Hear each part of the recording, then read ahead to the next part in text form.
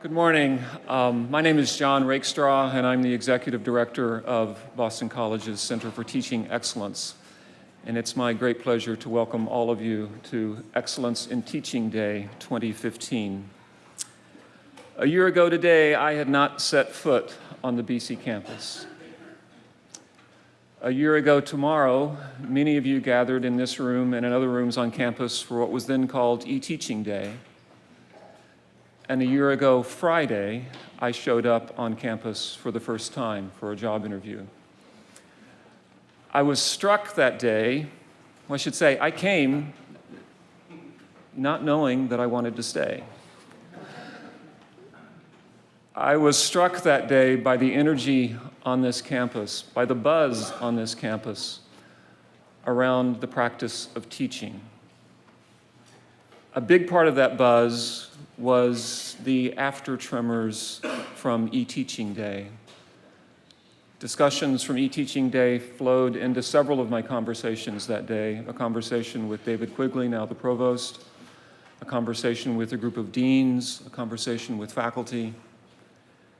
And I began to think, I would like to be part of that buzz if that buzz would have me. And it did. And it's great to be here on my almost one-year anniversary of my first time on the BC campus for what we are now calling Excellence in Teaching Day. I'd like to introduce Provost David Quigley.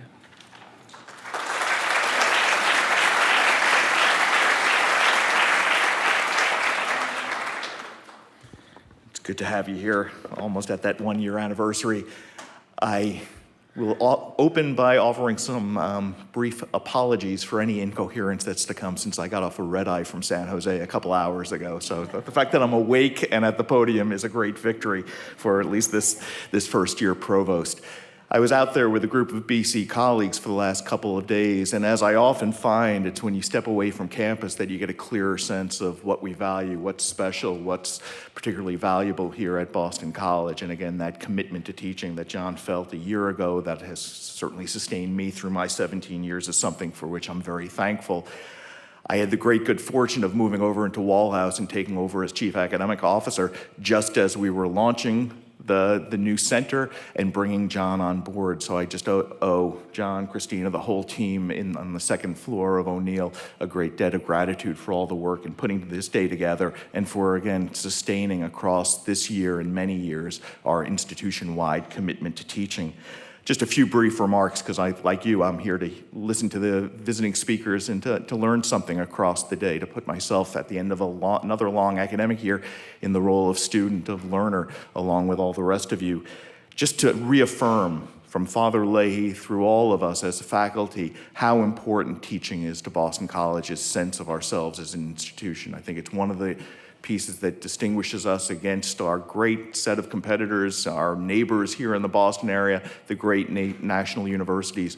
Teaching has a special place in our departmental and school cultures, and I look forward to the various ways in which today will help us discover new possibilities, new collaborations, new frontiers in terms of our commitment to teaching and learning. For those of you who haven't stumbled upon, it's actually on the Provost's website, there are a series of videos that the Office of Marketing Communication put together with around 20 of our colleagues who are going to be piloting the first core renewal courses this coming fall and next spring.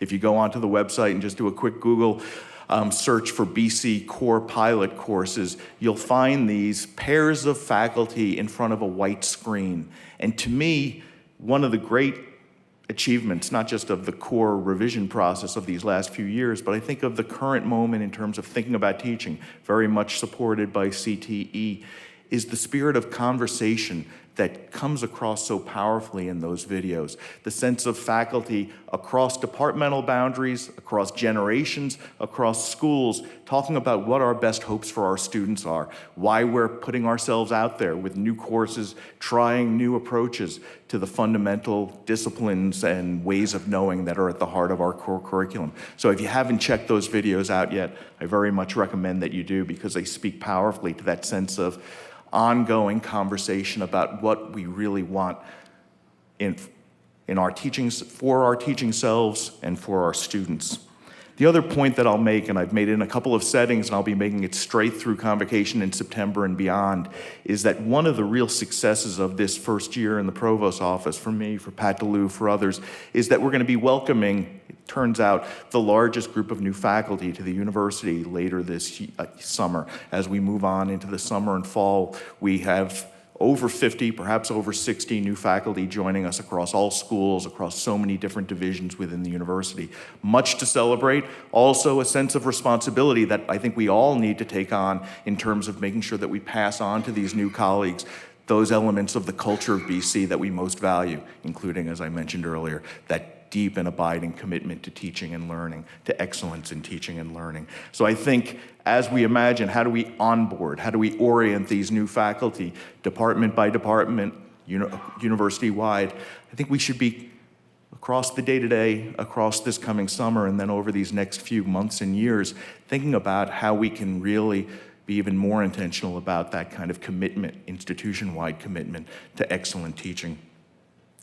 I look forward to the plenary sessions, to Dr. Wesch and Dr. Bunier, to the many sessions and conversations across the day-to-day, and again, as a faculty, as a colleague, to thinking about how we can more fully live up to our ambitions for our students, for the institution, and again, for ourselves as teachers. Thanks for coming out today. Thanks, John.